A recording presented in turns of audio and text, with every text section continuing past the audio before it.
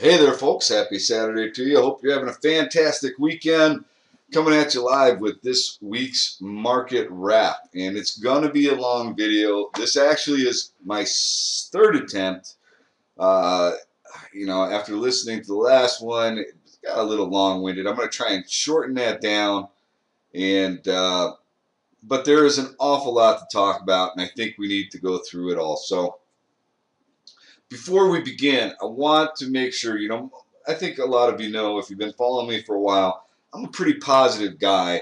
I like to find the best in people. I like to find the most, positive. I like to look at things from a positive point of view or perspective, and I really don't like to worry about things that are beyond my control. That doesn't mean that we can't, that we should just put our heads in the sand or ignore what's happening around the globe, what's happening with our own economy, and just ignore everything. We have to try and figure out what's going on. I think a lot of you know I'm a fundamental type guy as well as a technical guy, so I'm trying to look at everything from an objective perspective. And if we just look at the technicals of the markets, they're obviously trying to tell us something, since we've had the worst starting to a new year in history.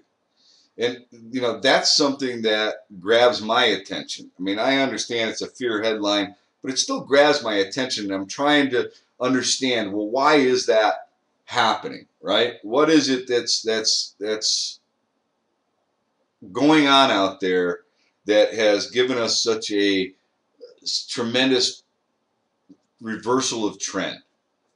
So fundamentally, let's think about what is going on. Okay, we know that the markets technically are telling us something's wrong. What is it fundamentally that could back it up, right? That could back up that technical move?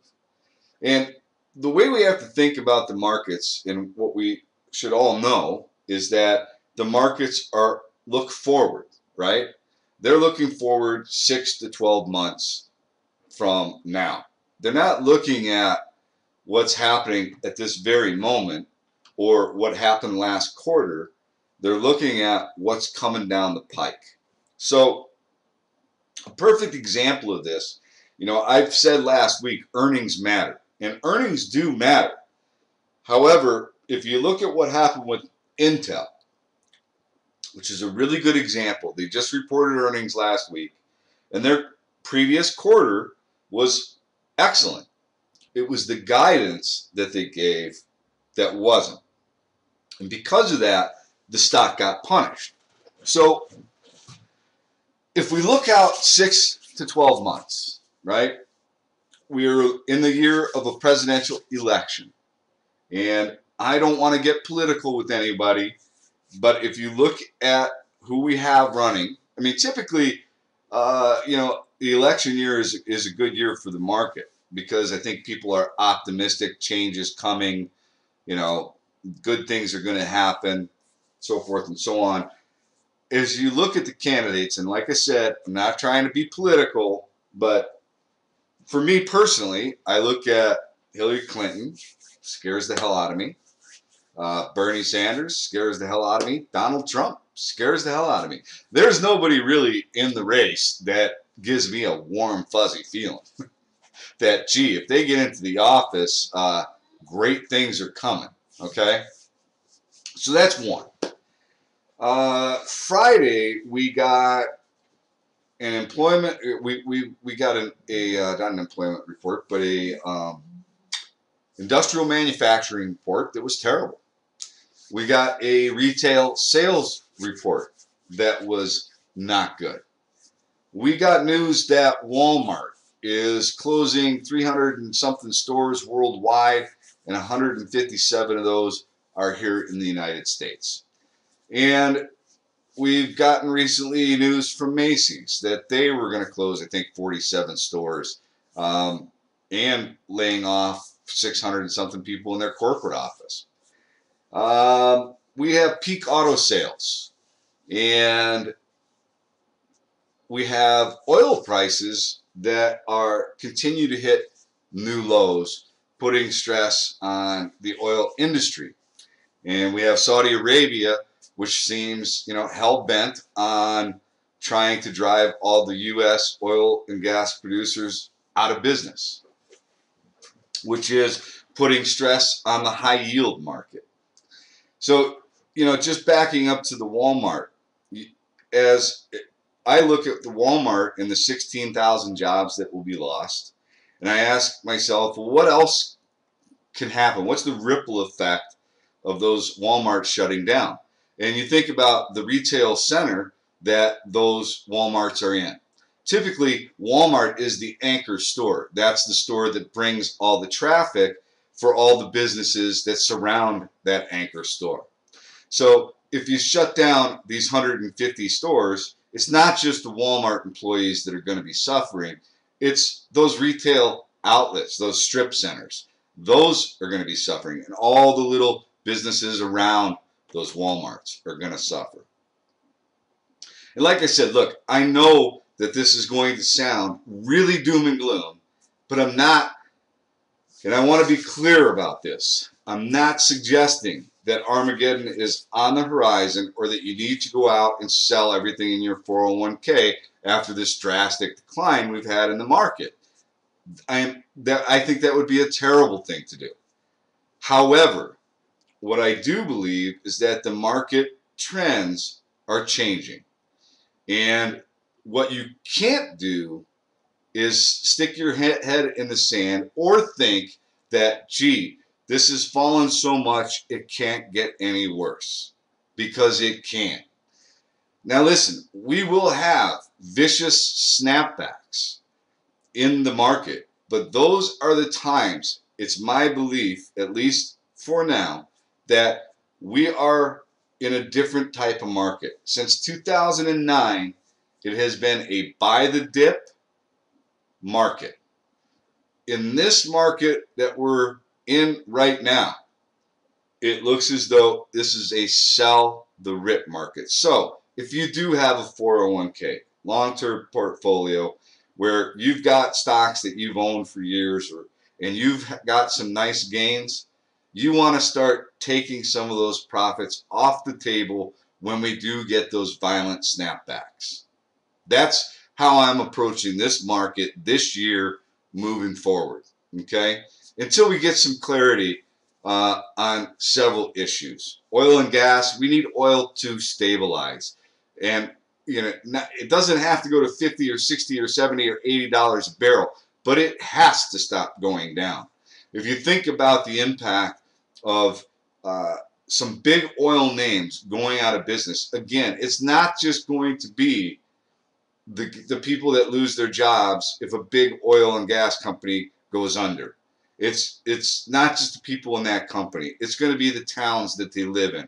It's going to be the restaurants. It's going to be, the little retail shops. It's going to impact a lot more than just that company. So these are the things that we need to think about. So what's changed? And I really want to go back. I want to start out with the NASDAQ, but we're going to go in through several of the indexes and talk about this and try to put together a plan as how we're going to play this moving forward, okay? So the NASDAQ, remember last week we talked about in the video, we talked about how this happens in markets, it happens in stocks, where it accelerates away from the trend, right? You get a ramp of acceleration in appreciation or depreciation, either way. You get an acceleration in the ramp, okay? And we talked about this last week. So what I want to do is I want to go to the NASDAQ here. I want to go back to the monthly, because you get a clearer picture here. So if you look at the NASDAQ from 1991, we had a very gradual increase. Now, we did have this accelerated ramp. This was the dot-com bubble, right? The accelerated ramp got up into this 5,000 level, and basically the dot-com bubble popped, and for the next 1, 2, 3 years, we were in a steady decline, right? Complete trend reversal. And I think this is really important to point out because as if you have a complete trend reversal, trying to anticipate or saying to yourself, it just can't get any better or it can't go any lower doesn't necessarily hold true. It can, and it can do it for quite some time. And we haven't seen that in a long time, okay? Even if we get a significant drop in the market, it doesn't mean that you're going to get, a huge snapback and we're going to be off to the races again. What's going to happen? You go through that markup period, then the markdown period, right? And then the accumulation period. You've got to get people to feel comfortable about getting back involved. And that can take years if it's a significant reversal. If there is some significant pain felt on a pullback or a break of trend, it can take a very long time for people to feel comfortable about getting back involved. So this is something that you need to be aware of. So let's look at the NASDAQ. So, here we are. This was the trend line, right? From 1990s. We came down here. We almost touched it. We came back here. We touched it again. Is there a possibility that this trend line could be touched again? Could it happen? Sure, it could happen. To think that it could not happen would be very dangerous thinking, okay? Am I suggesting that it's going to happen? I hope not, because I think it's going to be, that would be very, very scary time, right? But could we come back to this trend line right here from 2000, the beginning of 2009? Can we come back to that? Sure we could. Can we test 4,000? You bet.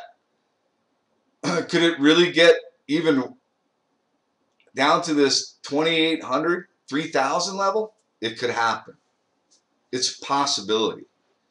What's changed significantly, and this is pretty sad actually, because, and this is probably the most concerning thing to me. What happened in 2009? Why do we have this accelerated ramp? Right? Why did we have this reversal in the markets? Well, we just went through the worst financial Armageddon situation our country has ever seen. And in 2008, late 2008, 2009, we're at a 0% interest rate policy. We've got a Fed that is printing money, buying securities, propping up the market. There is a ton of money out there, and it's cheap. And this was the result of those actions from 2009 to here. Now look where we're at. We're at the previous high in the NASDAQ, right? Big area of resistance, and we're struggling. What did we just do in December? We started to raise the rate. So for this entire time period, we had the Fed at our back. Now we have the Fed in front of us. What was scary was that, on Friday we got those poor retail sales reports and we got the poor manufacturing number, and I sarcastically tweeted out, all we need now is for someone in the Fed to come out and suggest that they're going to push forward with the 4 interest rate hikes this year. And I was saying it sarcastically. Sure enough, someone from the Fed came out and indicated that they are pressing forward with interest rate hikes this year. To me, I'm dumbfounded because of everything that's going on globally. is, to me, a very scary proposition to start pressing interest rates higher, regardless of what the data is telling you. However, that's what they did. They came out and suggested that they're going to continue to raise interest rates. Now, look, the market may tank. The economy may roll over. We may start seeing unemployment begin to rise, and then the Fed would have to change their stance. Meaning they may have to pull back that quarter point that they just did in December and start another quantitative easing program. The question, though, becomes, is anybody going to think that that works? If we have to do another quantitative easing program, if we have to start pulling back the interest rate hike that we just did, what happens to the credibility of the Fed? Does it give everyone the impression that they have no clue as to what the hell they're doing? It could. And it could be, it could be very harmful for the market. So, I know I've just spent 16 minutes talking about a bunch of negative stuff. I'm sorry, but this is the way we've got to be looking at things, okay? Right now we have the Fed no longer at our back. We're fighting the Fed. We're looking at some technical damage that has been done in the markets, and it looks as though it could continue. So we talked about the NASDAQ. Let's take a look at some other areas. Let's take a look at the IBB. The IBB basically went nowhere from 2002, nowhere, till 2011, right? It did start to accelerate a bit but it didn't really start to ramp until 2011. Everybody started throwing money at biotech. Big area of growth, momentum, right? It has broken. We accelerated from here. And then we accelerated even more from this original trend line, right? We accelerated here. Then we ramped. We ramped some more. We have broken down below this trend line here. And now look what it's doing. It's serving as resistance. We have now just taken out this trend line here. So we could assume that if we continue to pull back, maybe we pull back into this area here and we bounce. But what would we want to be doing if we catch that bounce, right? We may be looking, because what's going to happen is this is going to act as resistance. This trend line now will act as resistance, just as this one did here. So if we bounce back up into this area, we've got a resistance line here, and we've got a resistance line here. It is likely that we could bounce up into there and continue our trend down. And we could conceivably come all the way back down to this trend line right here. That's possible, people. It's possible. I'm not saying it's going to happen. I'm not saying it's going to happen in a straight line. But if we have a long-term trend reversal, if we are fighting the Fed, and we have some pretty ominous things going on out there in the world, then you need to be aware that things can get far worse before they get better. Are there things that can be done that can change? Is this predestined? I don't think it's predestined. There are things that could happen that could be done to change the course that we're on. But for right now, what we have to do is we have to look at things from both sides of the coin, right? IWM, small caps, already in a bear market, right? Defined by 20% down or more, already in a bear market. Let's look at this long-term trend, right? Here's the long-term trend. This is where we started to get that accelerated ramp. 2009, free money, easy policy, 0% interest rates. We're challenging that now. So what are we looking at? We're breaking this long-term trend line. We closed below it. What is the likelihood that this trend line now becomes resistance?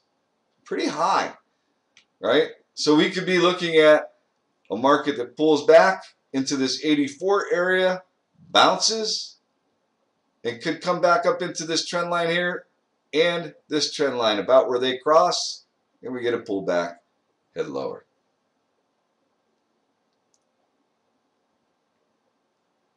Let's look at the mid caps.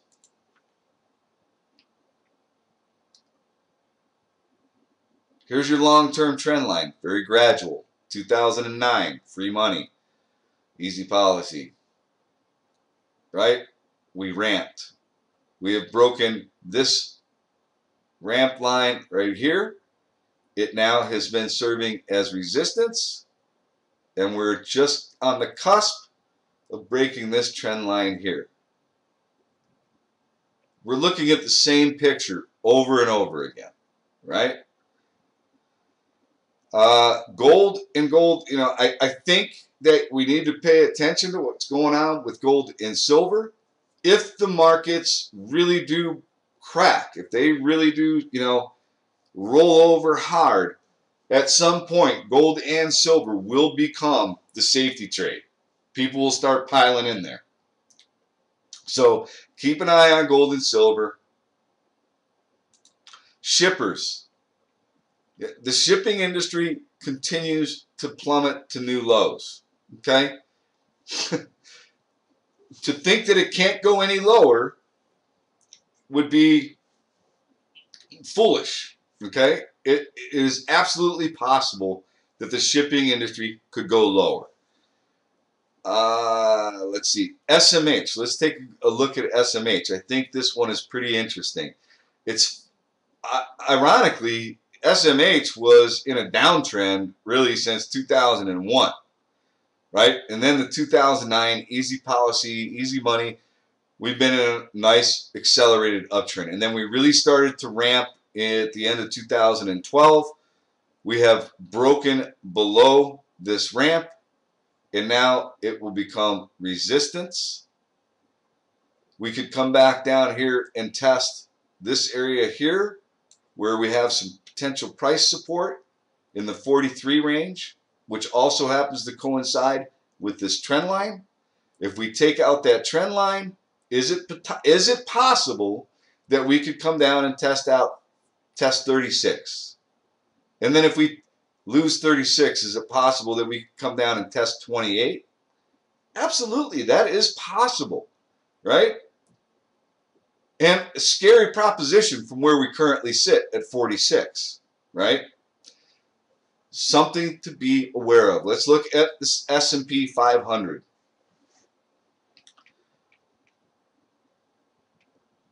Here's our long-term trend line way back here, right? From 1982, long-term trend line. We started to ramp here. We had a double top here, pulled back and tested this long-term trend line, right?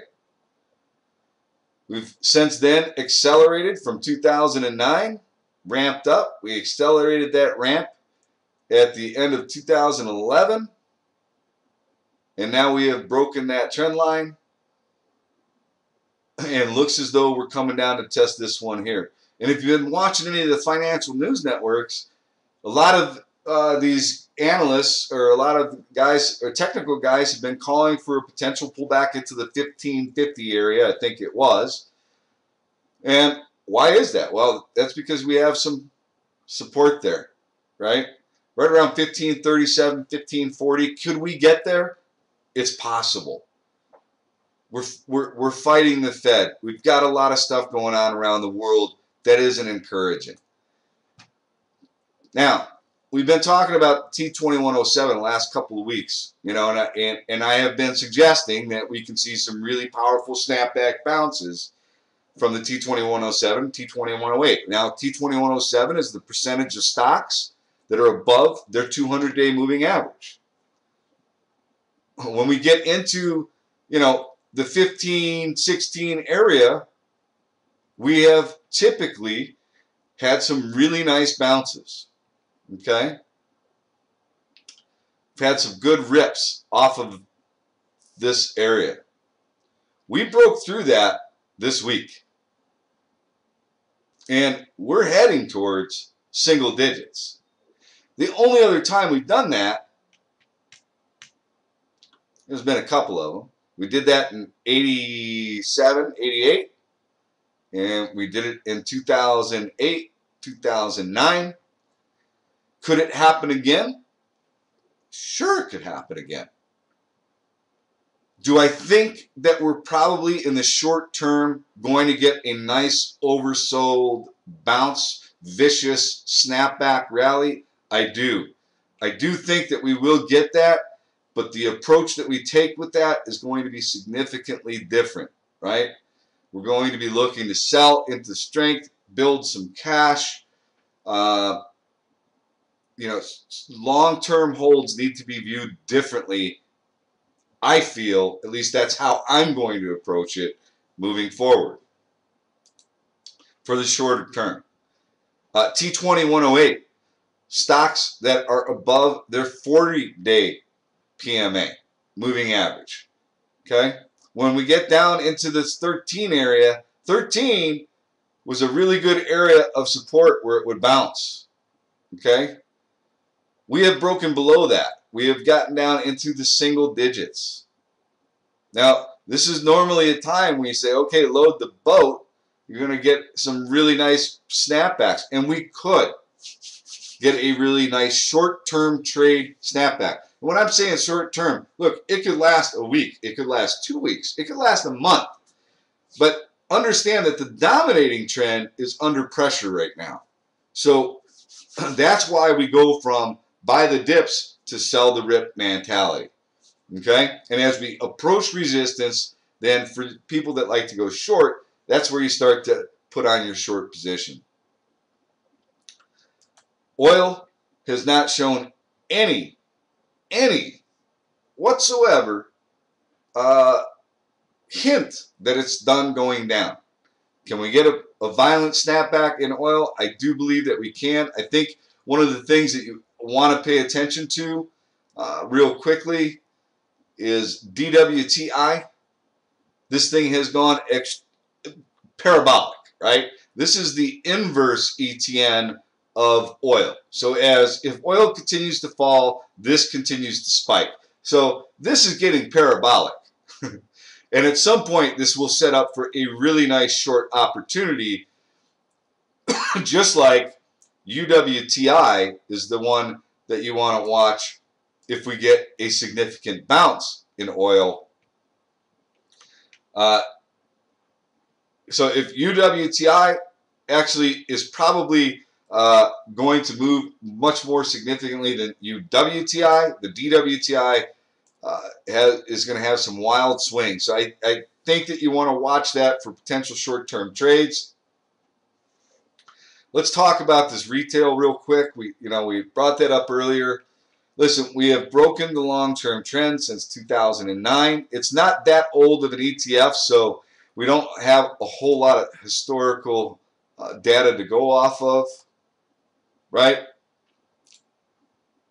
So we just look at what's happening there, and it's not a real pretty picture. We broke this long-term trend line. Where can we pull back to? We could pull back to 32. We could pull back to 19. I mean, really depends on how bad things get. Okay? Utilities, we talked about them last week. We did say that, they pay a nice dividend, and, we haven't broken this long-term trend line. But look, if the markets really take a hit, these stocks will take a hit. People like to go there because of the dividend. Just make sure that the dividend is safe, right? Same with oil and gas, energy stocks. We talked about it last week that I do truly believe that if you pick up some oil and gas names that have a solid balance sheet, years from now, you're going to be extremely happy. Does that mean that they can't go lower? Absolutely not. They can go lower, okay? Financials.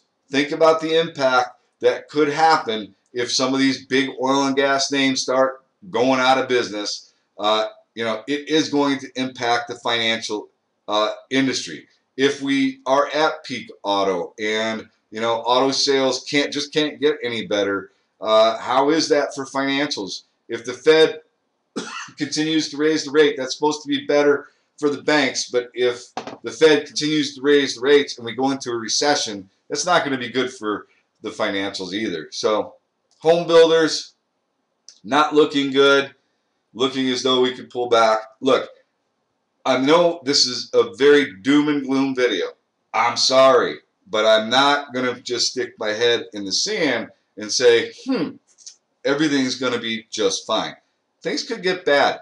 And so I'm going to end this. Look, I haven't done my stocks to watch yet. I'm going to go through and look for potential opportunities. I do think that, we've probably got some pretty nice little snapback play setups. These are going to be some really short-term swings, stuff like that. We've got earnings coming out. We're in earnings season, and I've been saying in my blog, this earnings season is going to make us or break us. And it's not important what the last quarter's earnings were. It's important what they're going to be moving forward. So really pay attention to the guidance. Now, I'm going to end this video talking about a few specific stocks. And those are the stocks that were holding up the market for the last year. And one is going to be reporting earnings next week. Netflix. High momentum name. Okay. If we look at the long-term trend of this stock, it's way down here. And then it started to accelerate in 2000. Well, I mean, it started accelerating 2009 like everything else. Had a significant pullback. I think that was after missed earnings expectations, something to that effect. And now it has re-ramped, and then it ramped even more, right? It has an extremely high valuation. Where could Netflix pull back to if they report a bad earnings or bad earnings going forward? They report bad. It could pull back to 67, right? It could pull back and test this trend line. If it breaks that trend line, could it pull back to 30s or $40? Absolutely. To think that it couldn't would be foolish. Okay?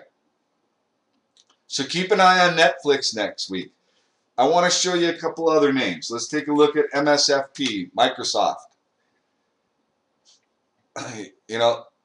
Here's the long-term trend line from 2009. And then we have this ramp in earnings, or ramp, right, of acceleration in the price. And we had even more of a ramp here. We could pull back into $48. If that doesn't hold, we're likely to pull back and test this trend line right here. Could be around 44. Could it pull back to $37.50? You bet it could. It could absolutely pull back to $37.50. Let me show you another one real quick.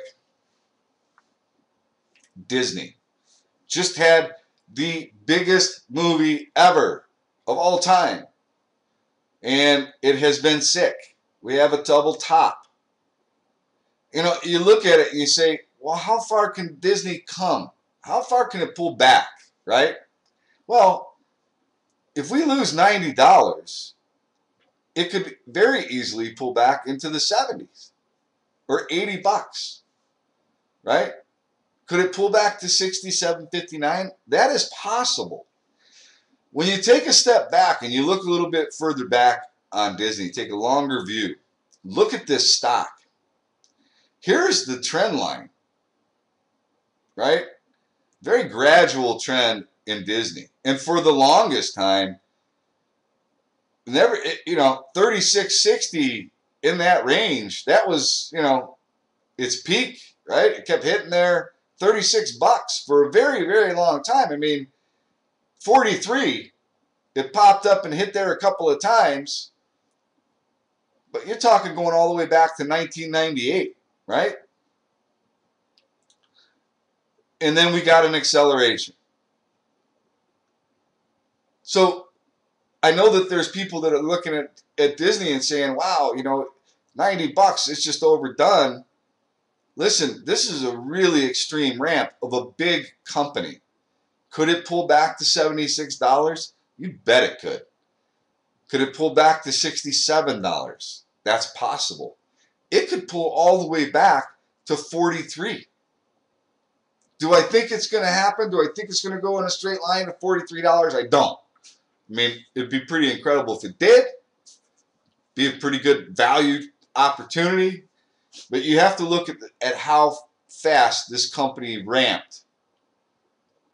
And before you go jumping in thinking you're getting a bargain, you have to understand that things can get far worse before they get better, especially if we have a bunch of headwinds in front of us. Okay?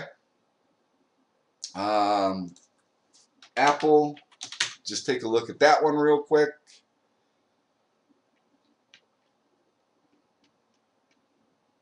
Accelerated ramp, right?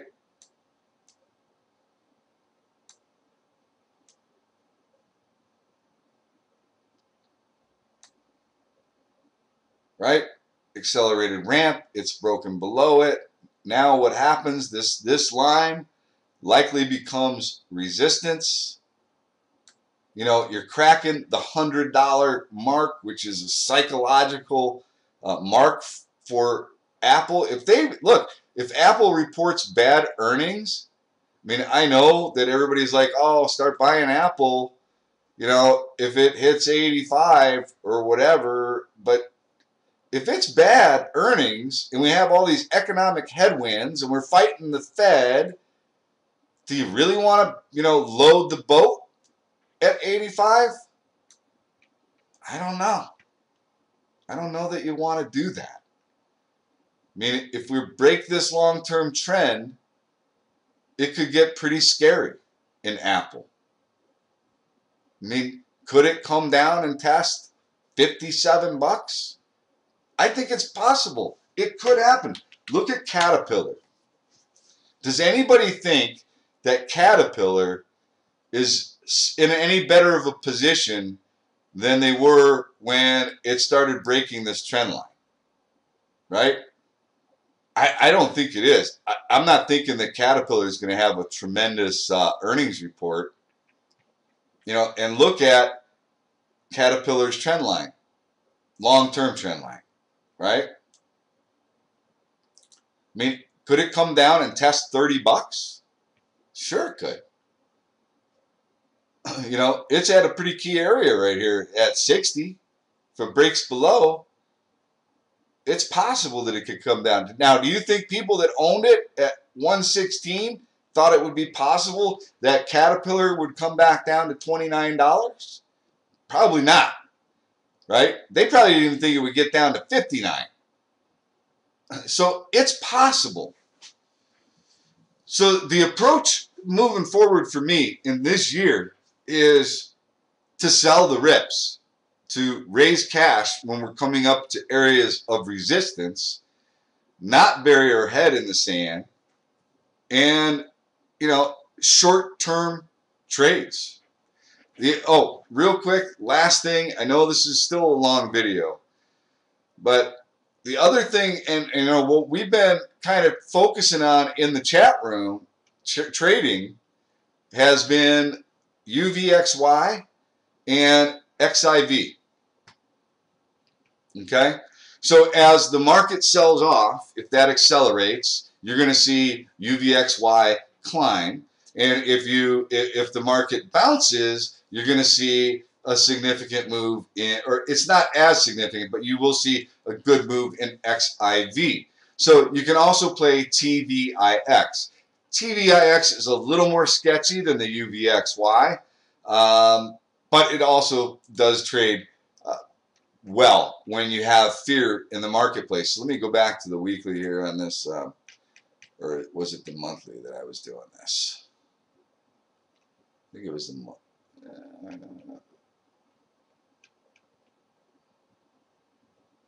yeah, it's the monthly. So I just want to show you something really here on the. So let's take a look at the VIX. Okay, and what I did was it's kind of a little interesting little thing here. So VIX is the volatility. It's the fear index, and it can, when it gets up into the 20s and 30s, I mean that's signaling that there's some fear out there, but it can get up rather consistently up into the 50 area. And what I did here is, let me do it at the weekly. I think that's where I did it. No, it was the monthly. Is I just took it, look, this is not precise in any way, shape, or form, but I took a little measurement of some moves when things get pretty scary, right? That the markets make, that the volatility makes, and it just kind of compared them, right? And look at this one here, and this is pretty much where we're at right now. We're halfway through where we can go. So can we see some near-term, even more, fear and a spike? We absolutely could, right? When we get up into the 50 area, that's where we've seen, people, okay, we've just had our capitulation. We're in the 50 area. It can go above 50. I mean, you see this here. It got up into 90. So as long as we have this high volatility, if you want to just narrow down what you're trading, you can look at this UVXY and XIV. It's been a tremendous, tremendous area for us in the chat room. I've got Grim in the chat room she is just, dialed in. She's much more focused on it than I am. I still look for other things. She has 3 things on her screen. She watches XIV, the S&P 500, and the UVXY, and she is just really dialed into trading those things. So if you want to check that out, come check it out in the chat room. Listen, I don't mean for this to be total doom and gloom. I do think that there are things that could be done that could change the direction of where we're headed, but I also think we need to respect the charts. We need to respect the fundamentals, and we need to see what happens throughout this earnings season and what guidance is like. I said several times this week that earnings season is going to make us or break us, and I still truly believe that. So let's see what earnings season brings, and let's be prepared for whatever the market throws at us, okay? If I find anything that's really significant that I think we can have for potential trading opportunities, I will do a stocks to watch video and put it out there. There are still opportunities. I mean, this week, I have been watching Salt, which, shipping name, been watching it. I mean, it gotten crushed. It got out of the, it pierced the lower Bollinger Band. I thought maybe we could get a little snapback. We did get a snapback.